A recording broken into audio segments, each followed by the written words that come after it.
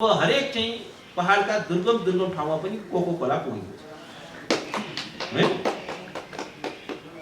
अनि के छ भने चाउचाउ पुगेको छ हैन। कोको कोला भनेको एउटा पेय पदार्थ मात्र हो, यो पनि नबिर्सनुस् होला। त्यो चाहिँ एउटा वे अफ लाइफ पनि हो। किनभने त्यसले के गर्यो भने विदेशीको त्यही खराब कुरा पनि हामीले चाहिँ त्यसलाई यो त महान चाहिँ अमृत पेय यही हो, यो नखाएसम्म त मान्छे आधुनिक हुँदैन भन्ने चाहिँ मनोविज्ञान यहाँ हावी भएको छ। हाम्रो चाहिँ के छ नि युवाहरूको चाहिँ मनोविज्ञान के भएको छ भने पश्चिमबाट आएका सबै कूडा कर्कटहरू त्यो चाहिँ महान हो र हाम्रो चाहिँ के छ नि यत्रो ज्ञान भनेको सारा कुरा चाहिँ सबै खराब। यो चाहिँ जुन के छ नि दासत्व, मानसिक दासत्व छ। हेर्नुस्, उपनिवेशवाद संसारबाट अन्त्य भयो। अहिले संसारमा खासै उपनिवेशै डाइरेक्ट उपनिवेश विदेशी सेना नै आएर बसेको उपनिवेशहरू अब छैन। तर एउटा कुरा के हो भने उपनिवेश कहाँ छ, उपनिवेशवाद कहाँ छ? हाम्रो मस्तिष्कमा छ। हाम्रो दिमाग नै उनीहरूको दास भइसकेको छ। हामी चाहिँ दिमाग नै हाम्रो उपनिवेश हो, colonise. Our mind has been colonise. त्यसमा के छ उनका सबै कुरा ठिक छ, हाम्रा सबै कुराहरू खराब छ। यो चाहिँ के छ नि दासत्वको, यो चाहिँ एउटा औपनिवेशिक मानसिकताको हामी शिकार छौँ। आज चाहिँ के छ नि संसारका धेरै भागहरूमा चाहिँ के छ नि अब करिब औपचारिक रूपमा उपनिवेशवाद छैन, सेनै आएर बसेको छैन। तर चाहिँ के छ नि कोको कोला छ नि, कोको कोला भनेको चाहिँ त्यो बन्दुक भन्दा शक्तिशाली त्यो छ, विदेशी सेना भन्दा शक्तिशाली त्यो छ। त्यसले के गर्छ भने हामीले बेलको शरबत यो खराब हो, मोही खराब हो। म गाउँमा जान्छु सर को पनि खानुहुन्छ मोही ल्याउनुहोस् होइन, मोही त पाउँदैन। कोक चाहिँ जहाँ पनि एभाइलेबल छ, बुझ्नु भएन। अब चाहिँ के छ भने मकै भटमास होला के होला त्यो होइन, चाउचाउ हेर्नुहोस् है। र हाम्रो सरकार कस्तो अलिकति पनि भिजन देश छ है। म अहिले नेपालको 77 जिल्ला पुगेको छु। हुम्ला जिल्ला साह्रै हजारौँ दूरदराज ठाउँमा पनि पुगेको 77। मनाङ एउटा बाँकी थियो गत सालको दशैंमा, त्यहाँ पनि अब एउटा जिल्ला मात्रै छुटेको छ, त्यहाँ पनि पुग्नै पर्यो। तर के देखेँ भने अब त्यो जहाँ पनि अब तपाईँ केही भोगाई केही खाउँ, के छ खानेकुरा होइन, चाउमिन छ, मोमो छ। भने यहाँको लोकल कुराहरू के छ? लोकल त खाइसर, अब यहाँ त के लोकल हुन्छ र अब यही हो। अब हामी यहाँ सबैले मन पराउँछौँ। अब हुम्ला जुम्ला जस्तो ठाउँमा सरकारले के गर्यो, सडेको चामल हवाई जहाजमा बोकेर त्यहाँ ओसार्यो है। हामीले कसरी मौलिक अर्थतन्त्र बनाउने, बुझ्नु भएन। सडेको चामल एउटा चाहिँ के छ नि चामल ओसार्नलाई 2000 क्विन्टलको चामललाई हामीले चाहिँ त्यहाँ पुग्दाखेरि 20,000 पुग्यो। र हामीले उनीहरूलाई के गर्यौँ भने उनीहरूको हेर्नुहोस् हजारौँ वर्षदेखिको सभ्यता छ, संस्कृति छ। उनीहरू चाहिँ के छ यत्रो कठिन चाहिँ एउटा वातावरणमा बस्छ जहाँ हेर्नुहोस् प्रकृति चाहिँ बडो, प्रकृतिले कसैलाई बेइमान गर्दैन। प्रकृतिले के गर्छ भने जहाँ जुन किसिमको चाहिँ खाद्यान्नहरू खानेकुराहरू या बाँच्नको लागि के आवश्यक हुन्छ या कुन ठाउँमा कुन रोग बढी लाग्छ, हेर्नुहोस् है आयुर्वेदको एउटा सिद्धान्त छ। जुन ठाउँमा जे रोग पैदा हुन्छ त्यसको औषधि पनि, त्यसको वनस्पति पनि त्यो ठाउँमा अवश्य चाहिँ बनेको हुन्छ, त्यो उम्रेको हुन्छ है। यो सिद्धान्त हो, यो एकदम साइन्टिफिक रिसर्चले देखाएको छ।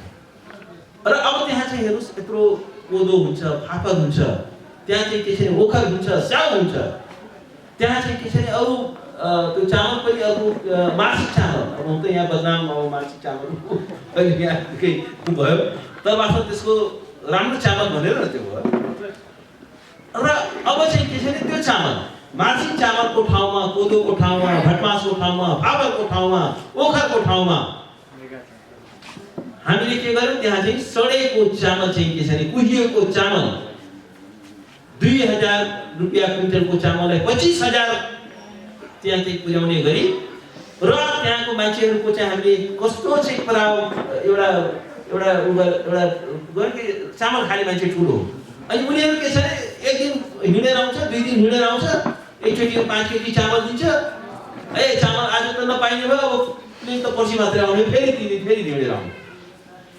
अझ उनीहरूलाई हामीले के गरिदियौँ भने मकै खानु खराब हो, भटमास खानु खराब हो, फाबर खानु खराब हो त्यहाँको चाहिँ लोकल त्यहाँको मान्छेहरू मैले भने यहाँ तपाईँहरू यत्रो यो ओखर अब अलिकति यहाँ आउँछ अनि भन्छ अनि सर हामीले त के भन्छौँ नि यहाँ त ओखर खायो त हामीले यो त चिसोले समात्छ भनेर हामी त खाँदैनौँ जुम्लामा मलाई भन्दाखेरि के छ भने यो हामी हाम्रो अर्थतन्त्र कसरी निर्माण तहस नहस भइसकेको छ हेर्नुहोस् नेपाल एउटा यस्तो यो भण्डार हो जहाँ संसारकै दुर्लभ जडीबुटीहरू छन् यहाँ र दुर्लभ जडीबुटीहरू दुर्लभ फलफुलहरू यहाँ चाहिँ उत्पादन हुन सक्छ र हामी चाहिँ के छ तर हामी के गर्छौँ त्यो अब कोही पनि खेतीपाती कोही गर्दैन अब अहिले चाहिँ के छ सबै चाहिँ कहाँ जाने अरब जाने अरबमा गएर चाहिँ के छ भने हामी काम गर्न तयार छौँ बडो कम तलब दिन्छ कुनै चाहिँ त्यहाँ तर 18 घण्टा काम गर्नुपर्छ त्यत्रो मरुभूमिमा त्यत्रो उसमा तर हाम्रो के छ नि एउटा हाम्रो सरकारको पनि के छ नि गर्व गर्ने विषय के छ यो देशसँग हामीले सम्झौता यति गर्यो आफ्नो देशको चाहिँ वर्किङ म्यान पावर युवाहरूको भूमिका भन्नु हो नि तपाईँहरूले आफ्नो देशको चाहिँ सक्रिय जनसङ्ख्यालाई जुन चाहिँ जसले उत्पादन गर्न सक्छ जसले राष्ट्र निर्माण गर्न सक्छ त्यो जनसङ्ख्यालाई हामीले के गर्दैछौँ भने एकदमै क्रियाशील जनसङ्ख्यालाई हामी के गर्दैछौँ भने विदेश पठाउँदैछौँ विदेशको सेवा गर्न पठाउँदैछौँ र हाम्रो चाहिँ के छ भने आफ्ना सारा गाउँमा जानुस् म त गाउँमा पुगेको हुन्छु पहाडमा जाँदा पनि मधेसमा तराईमा जहाँ जाँदा पनि म देख्छु गाउँहरू त अब उजाड भइसक्यो मृत भइसक्यो गाउँ त एउटा वृद्धाश्रम जस्तो भइसक्यो त्यहाँ अब केटाकेटीहरू मात्रै छन् त्यहाँ चाहिँ वृद्धहरू मात्रै छन् नेपाल त चाहिँ के छ भने एउटा वृद्धहरूको देशको रूपमा हुन्छ त्यहाँ वर्किङ पपुलेसनै छैन हाम्रो चाहिँ के छ भने यत्रो चाहिँ के छ भने अर्ग्यानिक खाद्य हुन सक्छ नेपाल त वास्तवमा भन्यो भने प्रकृतिले वरदान दिएको ठाउँ हो संसारमा यति धेरै सम्भावना भएको मुलुकहरू धेरै कम छ म अमेरिकामा पढेको हुँ तपाईँ 6 घण्टा उसमा प्लेनमा उडेर जानु उस्तै ठाउँमा पुग्नुहुन्छ कुनै नयाँ छैन 6 घण्टा प्लेनमा आउनुहोस् क्यालिफोर्नियाबाट तपाईँ चाहिँ न्युयोर्क आइपुग्नु 7 घण्टा लाग्छ प्लेन एउटै देश यहाँबाट जापान गए जस्तो छ त्यतिवटा देश अमेरिका चाहिँ के छ भने एउटा देश भन्नु मात्रै हो तर 5 वटा टाइम जोन छ एउटा ठाउँमा चाहिँ बेलुकाको 4 बजेको हुन्छ भने अर्को न्युयोर्कमा बेलुकाको क्यालिफोर्नियामा बेलुकाको 4 बजेको हुन्छ भने न्युयोर्कमा बेलुकाको 7 बजेको हुन्छ कहीँ 5 घण्टाको फरक छ तर एउटै छ नेपालमा हेर्नुहोस् अहिले चाहिँ तपाईँ आधा घण्टा तपाईँ ड्राइभ गरेर जानुभयो भने तपाईँ अर्कै एउटा सिटीमा पुग्नुहुन्छ अहिले यहाँ भित्री बज्यो त पहाडमा पुग्नुहुन्छ अर्को चाहिँ अलिकति हिँड्नु भने फेरि उसमा हिमालमा पुग्नुहुन्छ अलिकति उता जानु भने मध्य कतिवटा क्लाइमेटिक जोनहरू छन् कति धेरै विविधता छन् कति धेरै जियोग्राफिकल कति धेरै सम्भावना भएको मुलुक तर हामी चाहिँ के छ भने एउटा चाहिँ धनको थुप्रोमा बसेर चाहिँ के छ भने हामी कचौरा लिएर भिख मागिरहेका छौँ हामी चाहिँ के छ भने आफ्नो एक्टिभ म्यान पावरलाई फोर्सलाई यो राष्ट्र निर्माणको लागि हेर्नुहोस् नेपाल संसारकै एउटा समृद्ध राष्ट्र बन्न सक्छ प्रकृतिले सबै कुरा दिएको छ एउटा समृद्ध राष्ट्र हो तर हाम्रो राजनीतिज्ञहरूको असक्षमताले र भ्रष्टाचारले यो संसारकै एउटा दरिद्र राष्ट्र भएको छ र उनीहरूले चाहिँ के छ भने सही बाटो देखाउन सकेका छैनन् र आज युवाहरूको तपाईँले कुरा गर्नुभएको छ युवाहरूले चाहिँ बाटो बिराएका छन् उनीहरूले आफ्नो शक्ति र क्षमतालाई चिन्न सकेका छैनन् उनीहरूमा अभाव शक्ति छ र नेपाल चाहिँ के छ भने हेर्नुहोस् कस्तो हाम्रो विडम्बना छ भने संसारका अरू देशहरूले चाहिँ टेक्नोलोजी निर्यात गर्छन् प्रडक्ट निर्यात गर्छन् हामी के निर्यात गर्छौँ हामी चाहिँ के छ भने आफ्ना युवाहरूलाई म्यान पावर निर्यात गर्छौँ आफ्नो पपुलेसन जनसङ्ख्या हेर्नुहोस् आफ्नो चाहिँ जनसङ्ख्यालाई विदेशमा पठाएर अहिलेसम्म कुनै पनि राष्ट्र चाहिँ के छ भने समृद्ध भएको पनि छैन हुनेवाला पनि छैन 1000 वर्षमा पनि हुनेवाला छैन र मुलुक टाढ पड्किएर जान्छ र हेर्नुहोस् अहिले मैले यो कुरा पहिले पनि भन्ने गर्थेँ कि यो जुन रेमिट्यान्समा आयो यति रेमिट्यान्स हेर्नुहोस् यो रेमिट्यान्सको इकोनोमीको केही भर छैन र यो कोरोनाले देखायो आज कोरोना हुने बित्तिकै ती लाखौँ मान्छेहरू यहाँ फर्केर आयो सबै जबलेस भयो त्यहाँ सबै भयो त्यसले कहाँ लगेर व्यवस्थापन गर्नुहुन्छ आफ्नो चाहिँ तपाईँको चाहिँ सस्टेनेबल एउटा चाहिँ दिगो विकासको लागि यहाँ चाहिँ आफ्ना युवाहरूलाई चाहिँ तपाईँले प्रयोग गर्नु नगर्ने अनि लगेर विदेशमा चाहिँ केही छैन काम गराएर अनि मिनिमम चाहिँ के छैन यत्रो एक्सप्लोइटेटिभ यत्रो शोषणको यत्रो चाहिँ अमान्य स्थितिमा त्यहाँ युवाहरूले काम गर्नुपर्ने हुन्छ त्यो साँच्चै नै चिन्ताजनक कुरा छ। यति अमान्य र के भएको छ भने फ्यामिली ब्याकग्राउन्ड फ्यामिली चाहिँ तहस नहस भएको छ। भर्खर बिहा गरेको छ अब चाहिँ के छैन झोला लिएर पुगिसक्यो उहाँले अर्को 10 वर्ष आउँदैन 5 वर्ष आउँदैन अनि त्यो परिवार कसरी के हुन्छ त भर्खर बिहा गरेको श्रीमती र चाहिँ के छैन आज 60 लाख हाम्रो चाहिँ के छैन युवाहरू बाहिर छन्। 60 लाख परिवारहरू चाहिँ के छ सिंगल उनीहरूको एउटा बच्चा छ भने एउटा मात्रै आमाले हुर्काउनु परिरहेको छ बाउको माया खै र जसले गर्दाखेरि के छ भने आज पारिवारिक एउटा विघटन आएको छ सामाजिक विघटन आएको छ र म त के भन्छु भने यो रेमिट्यान्सको पैसा भनेको लागु औषध जस्तै एकछिन अलिकति खाँदाखेरि रमाइलो जस्तो फिल हुन्छ रक्सी खाँदाखेरि एकछिन जोस आए जस्तो हुन्छ तर त्यसले चाहिँ के गर्छ भने त्यसले ध्वस्त गर्छ त्यसले चाहिँ के छ भने त्यसले कुनै त्यसले परामुखा पेशी बनाउँछ त्यसले चाहिँ के छ भने बाहिर माथि निर्भरता बढाउँछ र यसबाट चाहिँ हामी कहिले पनि उभो लाग्दैनौँ। त्यसकारण के छ भने अहिले हामी आफ्नो केही कुराहरूमा हेर्नुहोस् के गरियो भने यो होल रिसर्च रोकियो तुलसीकै कुरा आयो कति त्यसमा अक्सिजन छ कति धेरै अहिले अमेरिकामा चाहिँ तपाईँको रिसर्च भइरहेको छ यो तुलसीकोले अल्जाइमर जस्तो रोगलाई निको गर्दछ क्यान्सरमा यसको प्रयोग गरिँदैछ तर हामीले चाहिँ के छ भने यो अब अहिले चाहिँ के गरिदियो भने हाम्रा जुन परम्परागत यो त कस्तो छ भने हाम्रो होल संस्कृति नै कस्तो छ भने एकदमै प्रकृतिमुखी छ। विकासको नाममा हामीले के गरेका छौँ सबै नष्ट गरेका छौँ।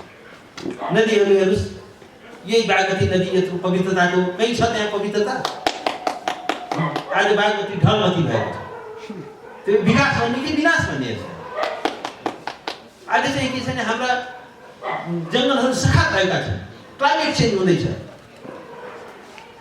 र हाम्रो संस्कृति के हो मलाई याद छ केटाकेटीमा हुँदाखेरि त हरेकले रुख रोप्नै पर्थ्यो र रुखहरूको बिहा पनि गराउँदो रहेछ म छक्क हेर्नुहोस् है त्यो त के हो एउटा रुखको महत्त्व देखाएको हो वातावरणको महत्त्व देखाएको हो। आज रुखहरू काटिँदाखेरि आज मानव जातिले कत्रो ठुलो मूल्य चुकाउँदैछ।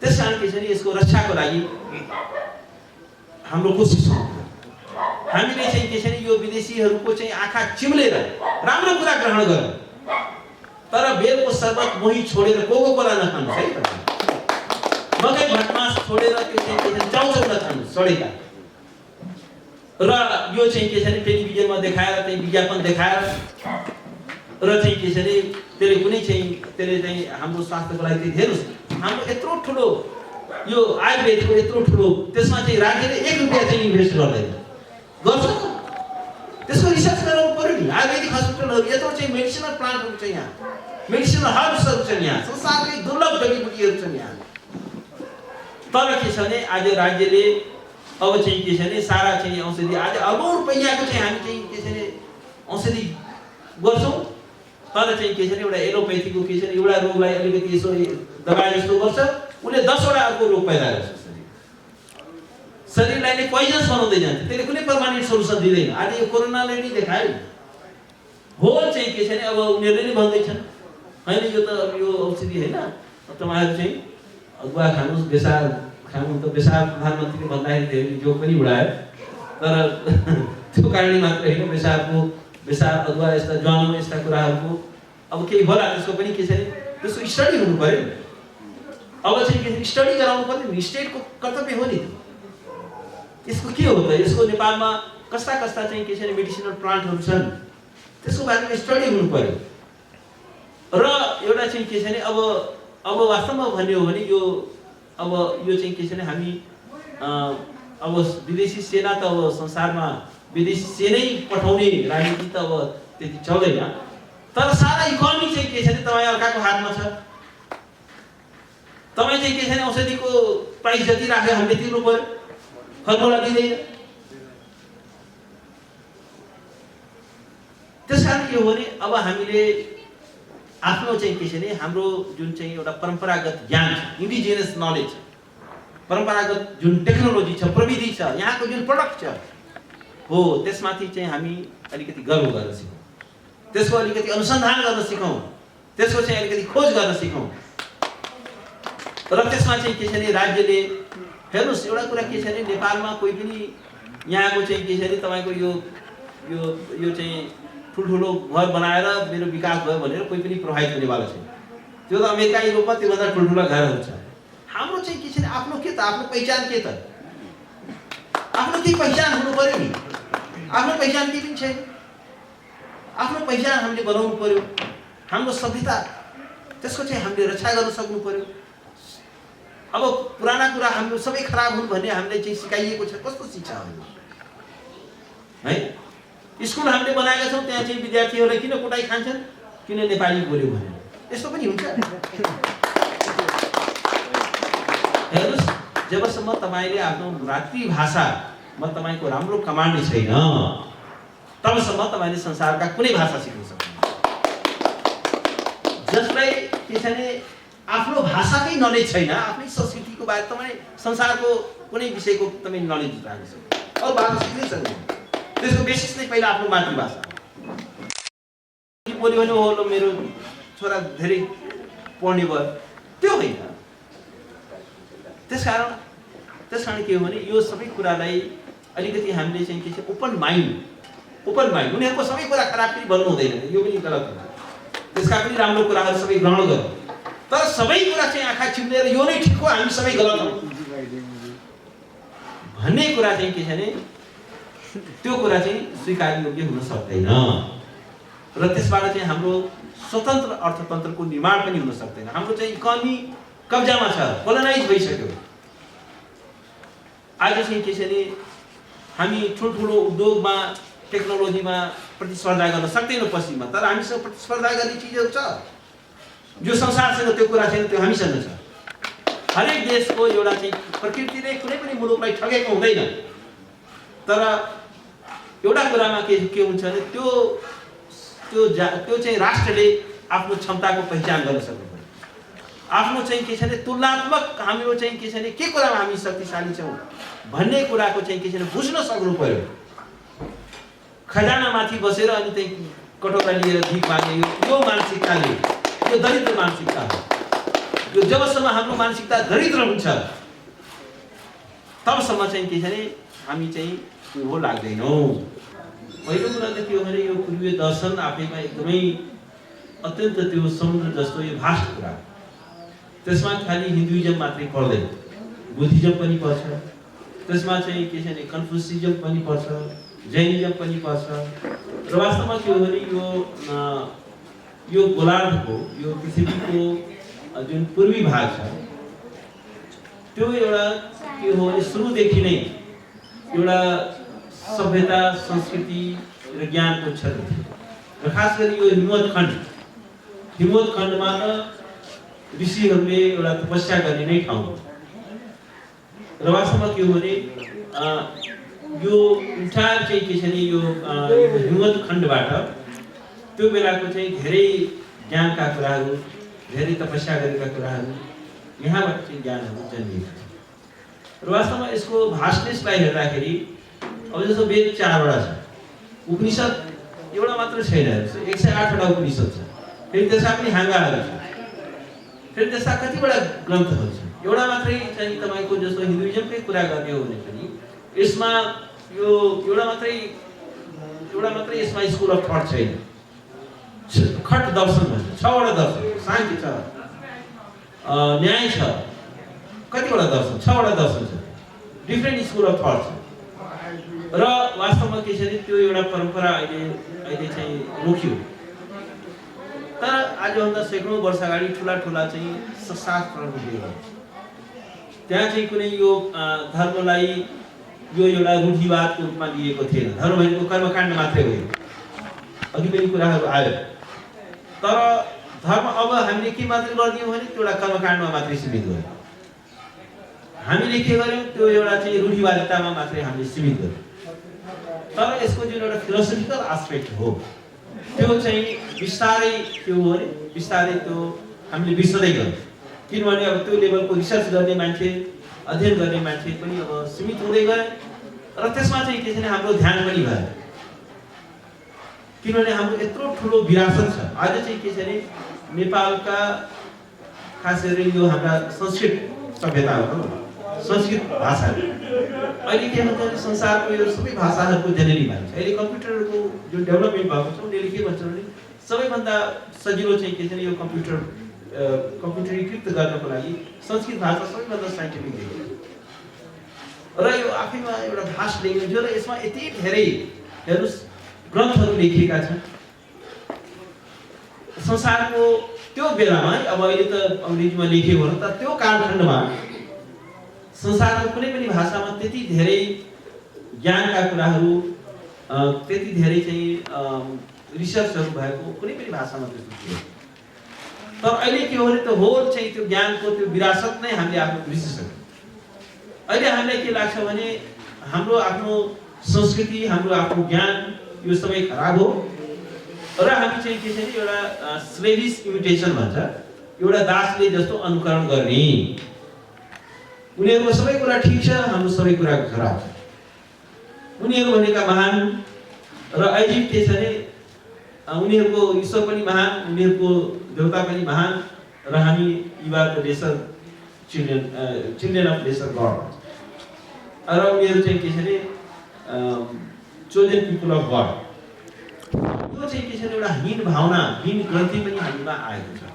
हामीले चाहिँ के हो भने आफ्नो विरासतमाथि हामी गर्व गर्न तयार छौँ त्यसको अध्ययन गर्न तयार छौँ त्यसको रिसर्च गर्न तयार छौँ आज चाहिँ के छ भने यत्रो ठुलो चाहिँ के छ भने जर्मनमा संस्कृतमा यत्रो ठुलो रिसर्च भइरहेको छ यत्रो अध्ययन भएको छ यहाँका सारा दुर्लभ ग्रन्थहरू त्यहाँ पुगेका छन् संसारका अरू युनिभर्सिटीमा पुगेका छन् उनीहरूले रिसर्च गर्दैछ ठुल्ठुला रिसर्चहरू हुँदैछ आज करोडौँ डलर त्यसमा इन्भेस्ट गरियो हाम्रो स्टेटले कति खर्च गर्यो एउटा गतिलो संस्कृत विश्वविद्यालय पनि हामीसँग छैन छ त राज्यको कुनै लगानी छ यो यत्रो चाहिँ के छ भने यत्रो ज्ञानको भण्डार त्यसै ध्वस्त हुँदैछ पुराना ग्रन्थहरू त्यसलाई संरक्षण गर्ने कुनै राज्यसँग कुनै एउटा रणनीति छ र त्यसको अध्ययन अध्यापन छ अनि यहाँ चाहिँ के छ भने अङ्ग्रेजी टुटाफुटा जान्ने चाहिँ त्यो महान चाहिँ भयो र आफ्नो चाहिँ र संस्कृत भाषाले आज चाहिँ के छ भने त्यसलाई लोप पाइदियो यत्रो ठुलो जुन भाषामा संसारको यत्रा ठुलो ज्ञानका भण्डारहरू छन् त्यो भाषालाई चाहिँ के छ भने आज लोप पाइदियो त्यसको बारेमा कहिले हामीले सोचेका छौँ कहिले हामीले छातीमा हात राखेर सोचेका छौँ किन संस्कृत भाषा चाहिँ के छ भने त्यो लोप त्यो भाषाको कुनै त्यो ब्राह्मणको मात्रै भाषा हो र एउटा यो पनि छ हेर्नुहोस् है जस्तो भन्नुहोस् न के धर्म भनेको के हो धर्म भनेको रूढिवादिता होइन धर्म भनेको चाहिँ के छ भने एउटा त्यो कर्मकाण्ड मात्रै हो धारयते इति धर्म जुन कुरा धारण गर्ने योग्य छ जुन कुरा चाहिँ हाम्रो विवेकले स्वीकार गर्दछ जुन कुरा हाम्रो मस्तिष्कले जुन कुरा वैज्ञानिक छ जुन कुरा तार्किक छ त्यो जुन कुरा ग्रहण योग्य छ र ग्रहण गर्ने कि नगर्ने के कुरा ग्रहण गर्न लायक छ कि छैन त्यहाँ जहिले पनि हामीले आफ्नो माइन्ड एप्लाई गर्नुपर्छ आफ्नो विवेक एप्लाई गर्नुपर्छ र त्यसै हुँदै जस्तो भन्नुहोस् न यहाँ त संस्कारको कत्रो परम्परा थियो यहाँ चाहिँ के छ भने गुरु र चेलाहरूको बिचमा कत्रो संवादहरू हुन्थ्यो संस्कारहरू हुन्थ्यो कैयौँ दिनसम्म त्यहाँ कुनै चाहिँ के छ भने फलानाले भन्यो त्यो मान्नुपर्छ भन्ने थिएन किनभने त्यो तर्कमा एउटा वैचारिक एउटा बहसमा आधारित थियो कम्प्लिट डेमोक्रेसी थियो एउटा मात्रै विचार यो सही हो भन्ने थिएन 6 वटा त दशरी छ तपाईँ हेर्नुहोस् नचिकेतालाई कत्रो संवाद भएको छ कति साइन्टिफिक कुराहरू छन् महिलाहरूलाई चाहिँ हामीले चाहिँ के छ भने वञ्चित गर्यौँ अहिले आयो तर महिलाहरू त्यो बेला कति विदेशीहरू थिए उनीहरू संसाथमा आएर भाग्यो उनीहरूले इक्वल फुटिङमा आएर चाहिँ के छ भने च्यालेन्ज गर्थे त्यो बेलाका चाहिँ के छ भने ज्ञानीहरूलाई र उनीहरू चाहिँ संसाथ गर्थे अहिले चाहिँ के छ भने महिला घरमा बसेर राखिदियो घुम्टोमा राखिदियो त त्यस कारण के छ भने त्यो जुन एउटा त्यसको जीवन्तता जुन त्यसको गतिशीलता त्यो चाहिँ अब जन्मिने बित्तिकै ब्राह्मण हुन्छ उही राणा कालमा चाहिँ जन्मिने बित्तिकै जन्मिने बित्तिकै कर्म किन मेहनत गर्नु पर्यो अब जन्मको आधारमा ब्राह्मण हुने भएपछि त जन्मको आधारमा ब्राह्मण हुनु हुँदैन त्यो चाहिँ के छ भने त्यो चाहिँ फिलोसफीको मान्यता होइन त्यो के छ भने जसले ब्रह्मलाई जान्छ जो ज्ञानी हुन्छ त्यसको अध्ययन गर्छ जसले रिसर्च गर्छ जन्मको आधारमा त्यो महान ज्ञानी हुन्छ जन्मिने बित्तिकै उसले आफ्नो चाहिँ योग्यता प्रुभ गर्नुपर्ने हुन्छ आफ्नो ज्ञानद्वारा आफ्नो रिसर्चद्वारा आफ्नो अध्ययनद्वारा अब जन्मिने बित्तिकै चाहिँ के छ भने ब्राह्मण। अनि हामीले के गर्यौं भने त्यसलाई चाहिँ एउटा रिजिड बनाइदियौं